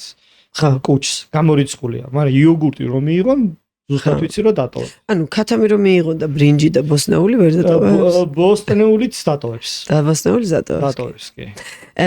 ეხლა გადავიდეთ რაც უფრო მექანიკურად და თერმულად დამუშავებულია საკვები, ის უფრო მალე გავა. კი ბატონო, მშვენიერი, კარგად აღეჭე წასველი. გიგა, კიდე რა მაინტერესებს, ყაბზობაზე გადავიდეთ, მოდი. ესეც ერთ-ერთი ძალიან ესეთი აქტუალური პრობლემა არის. ყაბზობა ჩვენ შეიძლება გვეგონოს რომ ყაბზობა არ გვაქვს, მაგრამ ისიც ყაბზობაა, როდესაც გადიხარ და დაუცლელობის შეგრძნება გვაქვს, ხო? ეგეც ყაბზობა არის. თუ რაღაცა მე ესე მოვკარი ყური ძალიან ბევრ შემთხვევაში, რომ აი როცა თითქოს დაიცალე, მაგრამ კიდე თითქოს შეგრძნება გაქვს, რომ გინდა, მაგრამ არ მოდის. ეგეც თითქოს იმაში გადის. constipation. რა შეიძლება იყოს გამოწვევი მიზეზი და როგორ შეიძლება ვუმკურნალოთ კი არა და აი ბუნებრივი მეთოდებით რა შეგვიძლია პრევენცია გავაკეთოთ რომ ჩვენ ყაბზობამდე არ მივიდეთ. ხო, ნუ ყაბზობა ასევე აქტუალური პრობლემა არის. ყაბზობა არის, მოდი, რა არის ნორმალური დეფეკაცია, მოდი ეს გავმარტოთ, იმიტომ რომ მან ცოტა ვირევით ხოლმე რა. მათ შორის პაციენტები ნორმალური რეინჯი საზღვარი არის დღეში 3-ჯერ და 3 დღეში ერთხელ. აი ამის შიგნით რაც არის, ყველა შეიძლება იყოს ნორმალური. მაგრამ ეს არ ნიშნავს, რომ თუ ადამიანი შეიძლება ადამიანს კონდეს დღეში ერთხელ გადიოდეს, მაგრამ ნაწლავი სერიოზული პათოლოგია კონდეს. ანუ მხოლოდ იზოლირებულად დეფეკაციის სიხშირე შეიძლება ბევრ რაღაცას არ გვეუბნებოდეს. ფერზეა დამოკიდებული, ბევრ რაღაცაზე, ფორმაზე და ასე შემდეგ. არის განავლის ფორმები არის, ასე ვთქვათ, ბრისტოლის სკალა ქვია ამას, 7 ფორმის განავალია და ეს ამის მიხედვით, როცა არის პირველი და მეორე, ეს არის ყაბზობა. პირველი და მეორე ფორმა, რომელიც არის ამ ნუმერაციაში ბრისტოლის, ეს არის ყაბზობა. ყაბზობის განმარტება არის, ანუ 3 კვირაში 2 დეფეკაცია არის უკვე ქრონიკული 3 კვირაში 2? არ, კვირაში 2 დეფეკაცია არის ყაბზობა. თუ ეს ყაბზობა გრძელდება 3-6 თვე და მეტი, უკვე არის ქრონიკული ყაბზობა. ანუ ჩვენ უნდა განვასხვაოთ წვავე და არის ქრონიკული. აი ეგ დიდი პრობლემაა კიდე, იმიტომ რომ აი პაციენტები ვერ ეგუებიან იმას, რომ ყოველდღე არ დაავადება არის ქრონიკული ყაბზობა და წარმოუდგენიათ, რომ რაღაც წამალს დალევენ 1 თვის განმავლობაში და ეს წამალი მერე უნდა გავიდეს სულ. თუ ყაბზობა გრძელდება, მოკლედ 6 თვეზე მეტი, არის ქრონიკული. ქრონიკული თუ არის, ქრონიკულ დაავადებას ჭირდება ქრონიკული მართა. ეხლა ვსაუბრობდით, რომ ადამიანს თუ აქვს შაქრიანი დიაბეტი, დიაბეტის წამალს რამდენი ხანი იღებს? 1 კვირა, 1 თვე, თუ მთელი ცხოვრება. რატო? იმიტომ რომ შაქრის წამალს როცა დავლებთ, მაშინ მოქმედებს. ყაბზობის წამალიც ეგრე არის. თუ ქრონიკულ ყაბზობაზე გვაქვს საუბარი. ვის მიყავს 6 თვეზე მეტი ყაბზობა, ხო გადავირი, ხო გახდნენ ბუნები. მე ვამბობ წამლის მოხმარებას. ხო, მაგრამ ანუ ხო არ უნდა მიიყვანოს ადამიანმა ქრონიკულამდე თუ ეს ანუ 6 თვე ელოდება ტიპი ამ დროს თუ? არა, 6 თვე კი არ ელოდება, 6 თვეზე მეტი ხანი თუ გრძელდება, როდესაც არის კვირაში 2 დეფეკაცია, ეგ უკვე არის ქრონიკული ყაბზობა. მაგას ვამბობ, ანუ 6 თვე უყურე, 2 თვე რო გაგრძელდა კვირაში 2 ჯერ ხო? ნახე როგორ არის. არ კვირაში 2 ჯერ გადის, მაგრამ ნუ სვამს წამალს მოხსნა ისევ დაიმართა. არ სვამს ისე მემართა, ამას ვლაპარაკობ. ანუ ეგ არის ძალიან მნიშვნელოვანი. არის მწვავე და არის ქრონიკული. როცა მწვავე არის, შეიძლება 10 დღე, 2 კვირა, 1 თვე მიცე და მორჩეს, მაგრამ თუ პროცესი არის ქრონიკული, ის პროცესი ქრონიკული იქნება სულ.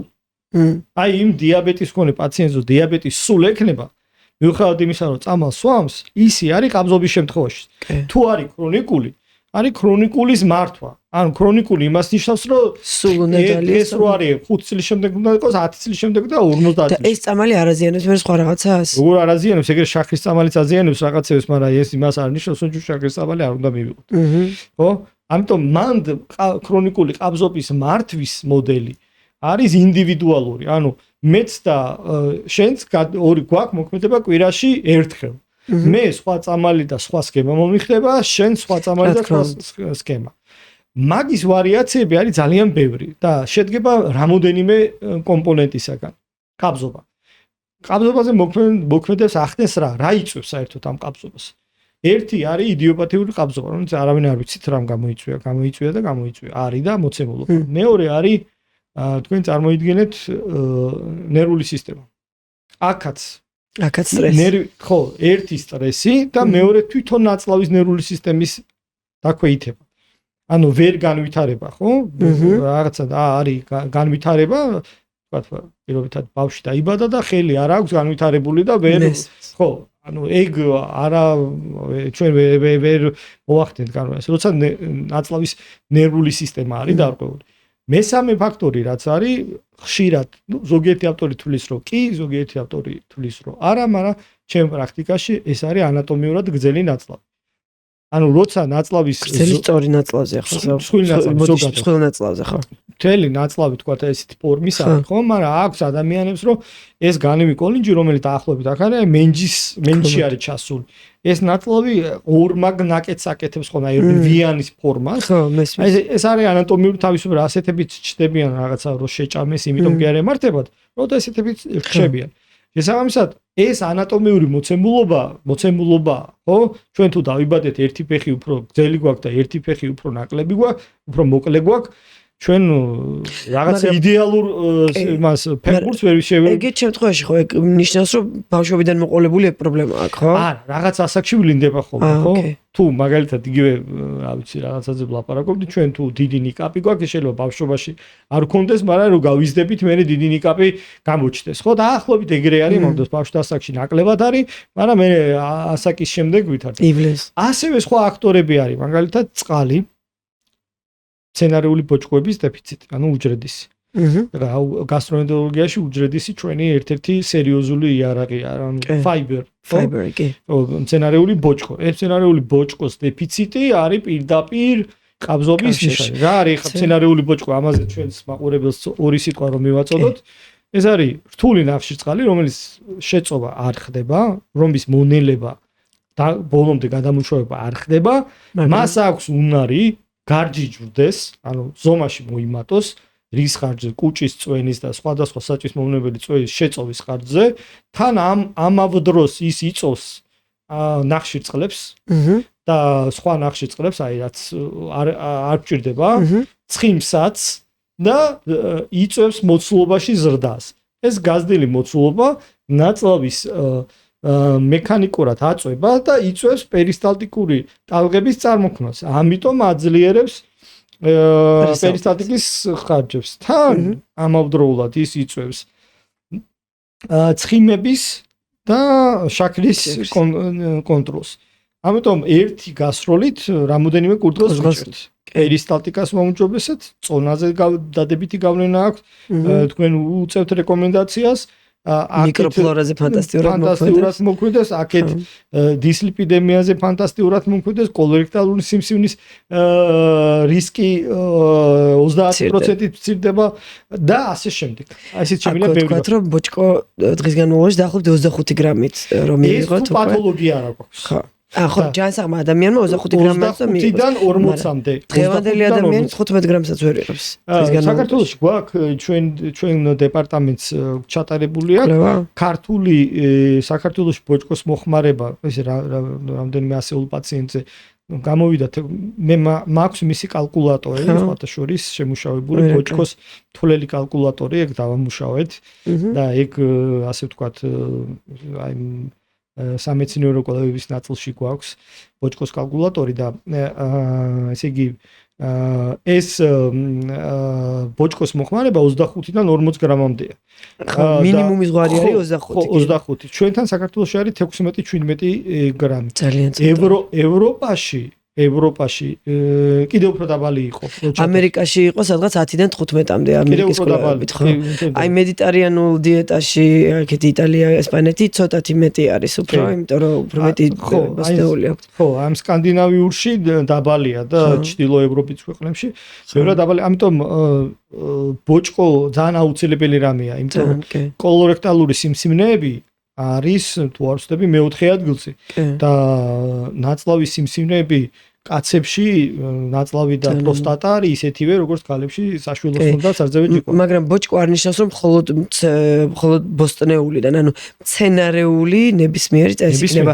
შვრია, თუნდაც ხორბალი იყო თელმარცვლოვანი პური, თუნდაც ზუსტად ხორბლის ქერქი, ეგრეთ წოდებული კატო ხორბლის ქერქი ეს არის ის გარეთა 25%, რომელიც თეთრი პურის წარმოებაში არ გამოიყენება. აი რუხის პურის წარმოებაში ის 25%-იც არის. აი ეს 25% არის ბოჭკოს ყველაზე მაღალი შემცველობა და ის ძალიან ეფექტურია. ანუ ეს თქვენ რაც თქვით ეს რეკომენდაცია ეს რუხი პური თლიან მარცვლოვანი ეს არის ბოჭკოს შეფსების ერთ-ერთი საუკეთესო გზა. ნამდვილად ბევრი გზა არის, ეხლა იგივე მწვანილშიც არის ბოჭკო, მაგრამ თქვათ 100 გრამ ხორბლის ქერქში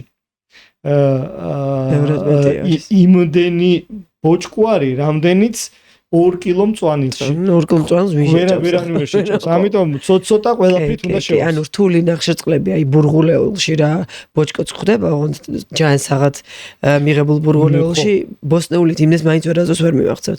ასევე ძალიან კაი წყარო ყოველწლოვანები ხოლმე ჩიას მარცვალი, სელის თესლი, ეგენი ძალიან კარგი ბოჭკოს წყარო არის და ყოველთვის ურჩევთ ხოლმე ჩვენ. ხო, ამიტომ ეს ყაბზობის ეგრეთ წოდებული დიეტური ინტერვენციებში, ხო, დიეტური ინტერვენციები რაც ბოჭკო არის აუცილებელი. ბოჭკო არის და წყალი და ფიზიკური აქტივობა ვარჯიში არის ერთ-ერთი მთავარი. ხა ეს თქვენი ჩემ პაციენტებში ძალიან აქტიურად იმაშობთ, რომ ფიზიკური აქტივობა, ეს რელაქსაცია, ეს დეფეკაციის აქტი, რაღაცა ერთი თუ არ ვცდები 12 კუნთი თუ 22 კუნთი რაღაცა დიდი ციფრი არის, რაც მონაწილეობს ტვინიდან დაწყებული როიწყება ეს მთელი პროცესია. ხო და ეხლა ჩვენ კიდე ჩვენი პაციენტები შედიან ხოლმე მაშინ რა ქვია გაჯეტებით ერთობია. გაჯეტებით და ნუ ეხლა ჩვენ როცა აქცენტი ამაზე გაქვს ეს ტვინი როცა გამოთიშული გაქვს მე ეს ყველაფერი ირღვევა და ამიტომ მეუნებით რომ ეს რეფლექსური აქტები რო აღდგეს და შედი დაჯექი ცოტა ხანი სუნიანი მედიტაცია.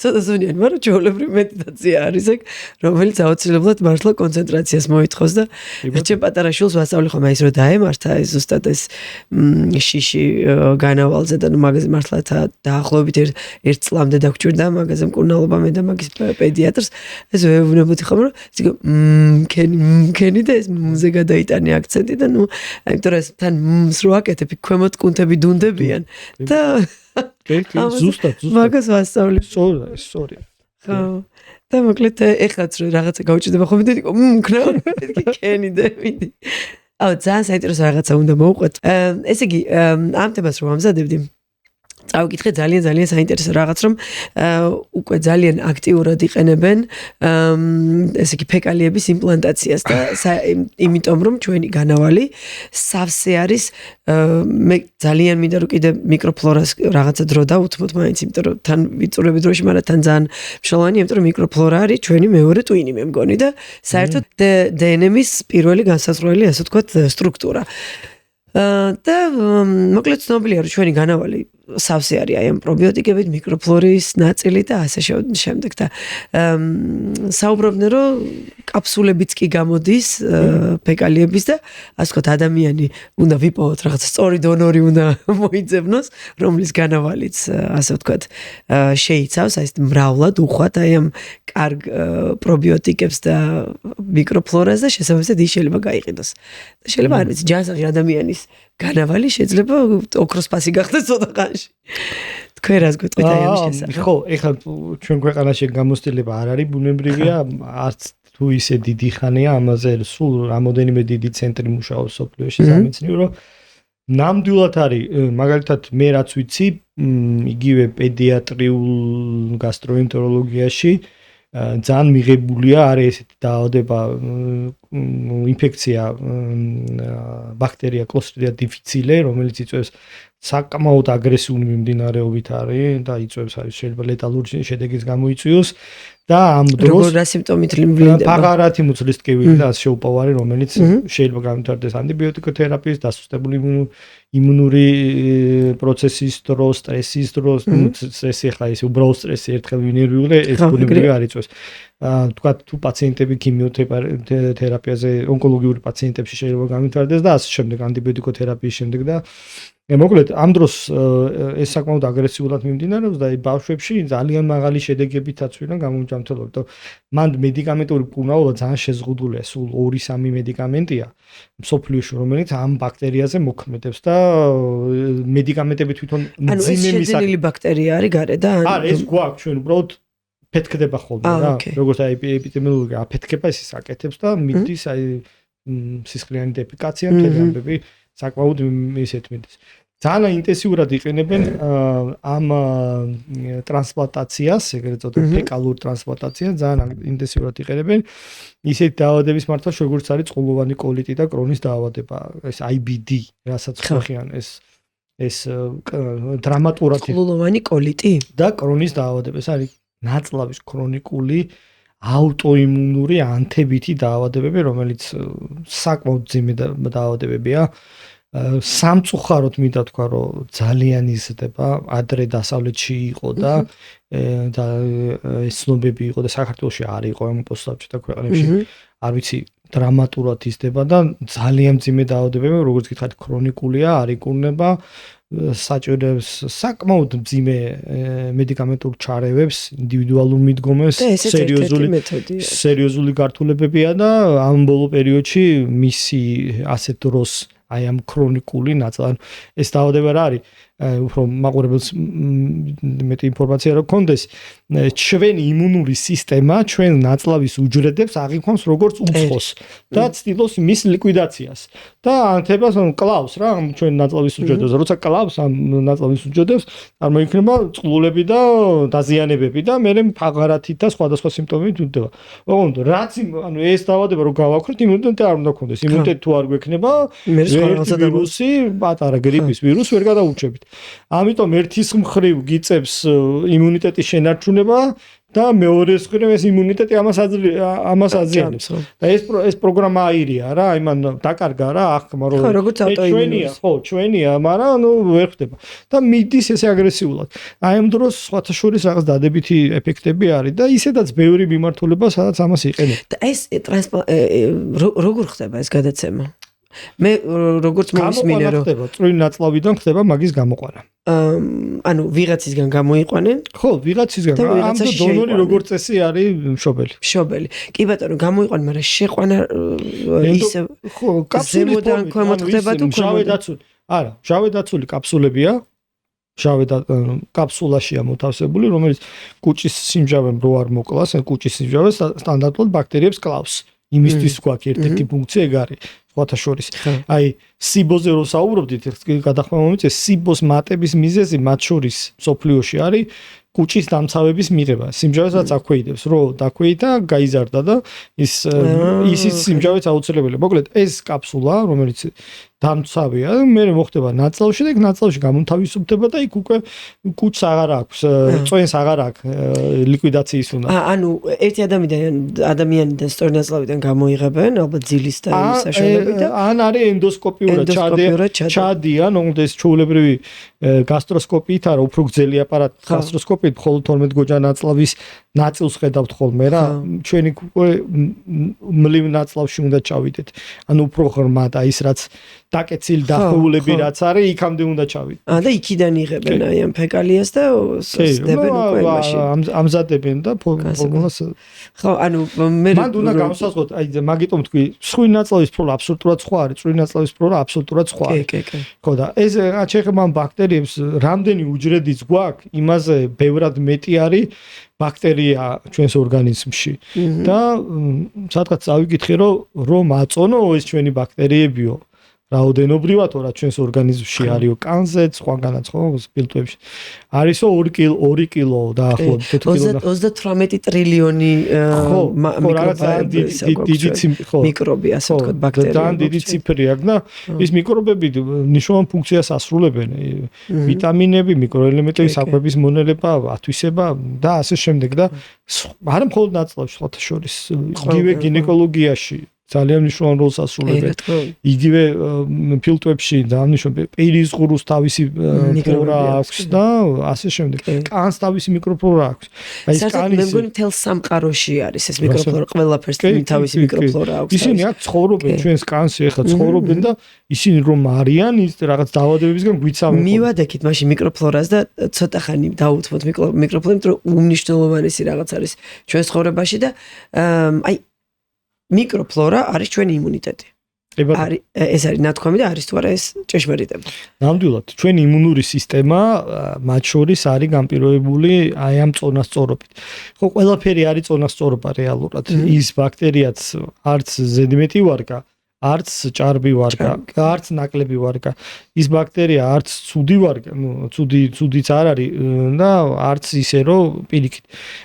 არა მხოლოდ იმუნური სისტემა ნერვული სისტემა, მეტაბოლური სისტემა, აი იგივე ახლა ძალიან ბევრი კვლევები მოდის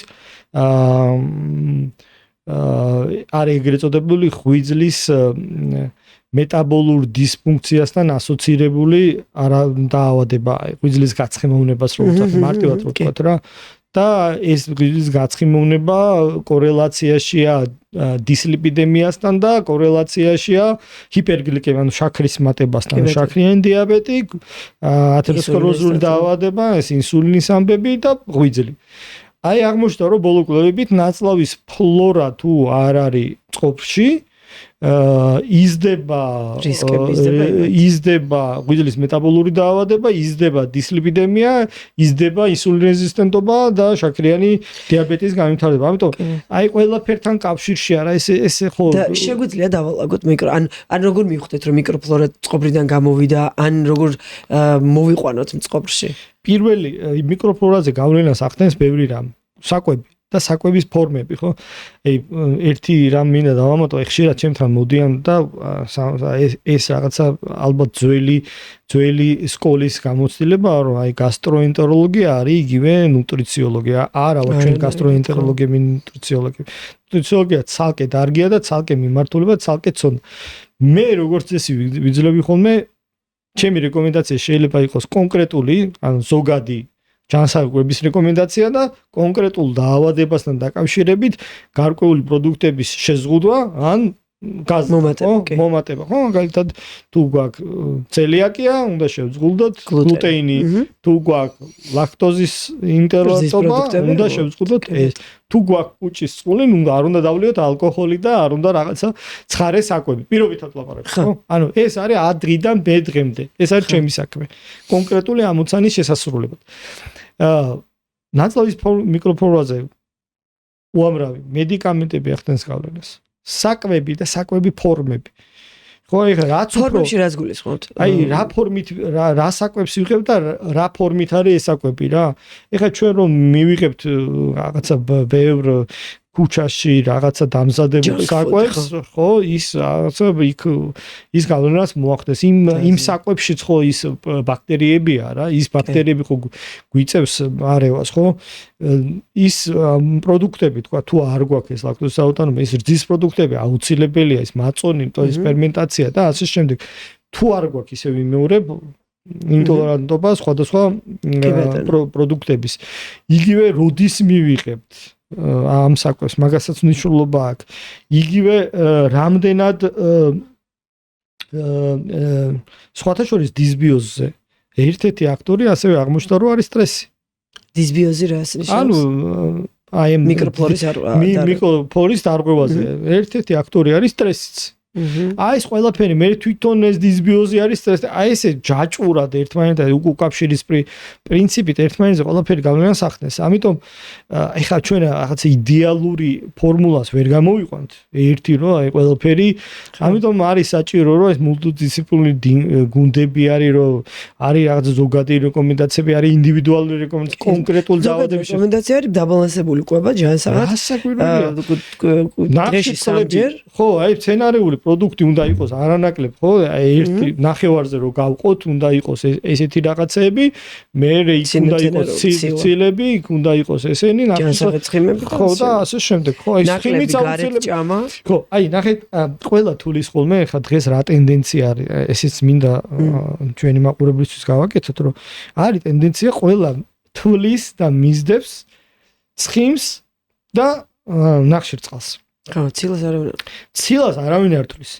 ანუ ჩვენ ვიღებთ ხოლმე რომ კი ზღუდავთ ამ ნახშირწყალს და ცხიმს, მაგრამ სამაგიეროდ ის პროდუქტები ზოგჯერ შეიცავს ცილას და ცილის დეფიციტს ვიღებთ აქედან.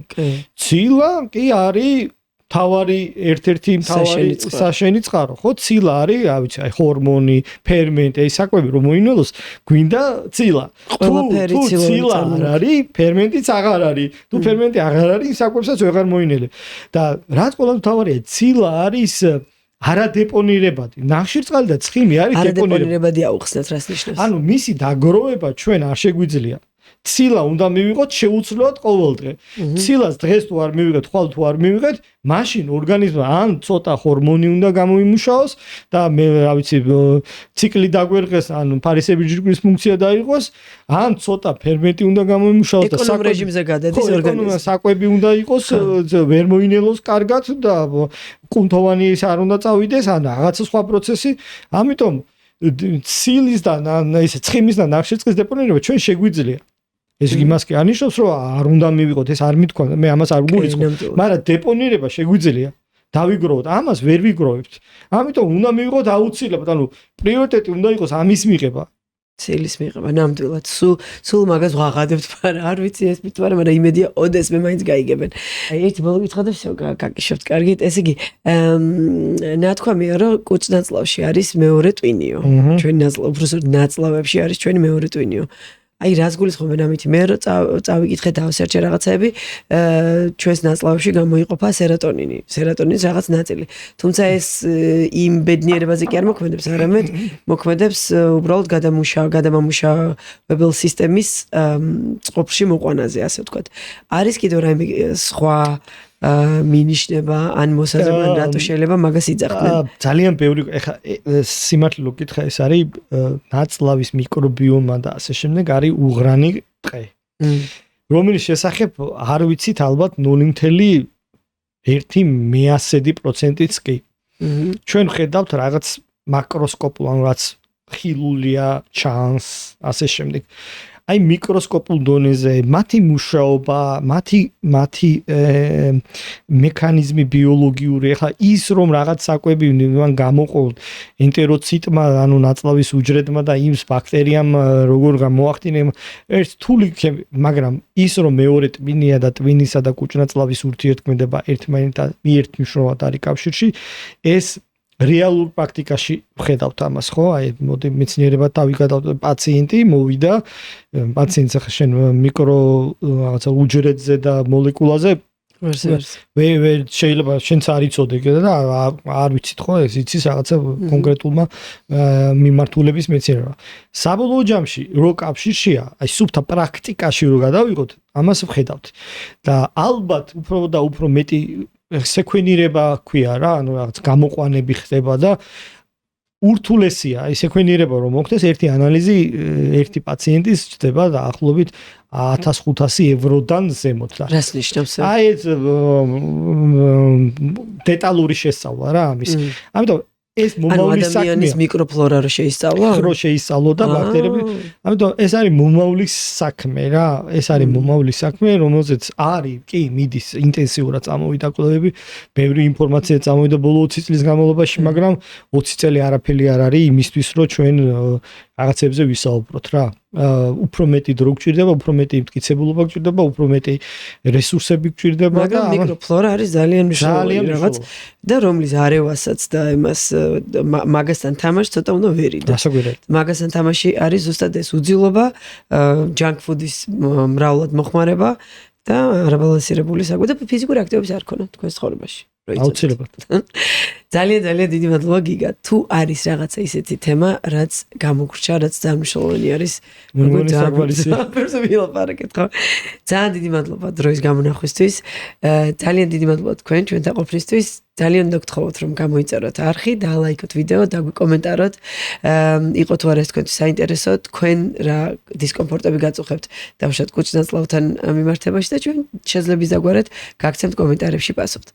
ასევე უნდა შეგახსენოთ რომ ჩვენი მეგობარი კომპანია და მთელი აი ამ ეპიზოდის გვერდზე მდგომი ადამიანი არა, მაგრამ არსება იყო სნეკის მიწისთხილის კარაქი, რომელიც არის საქართველოში დამზადებული ყოველგვარი დანამატების გარეშე და ძალიან ჯანსაღი ხემსის წყარო, ჯანსაღი ცხიმების წყარო და ასე შემდეგ. ძალიან დიდი მადლობა და კარგად ზანდებოდეთ.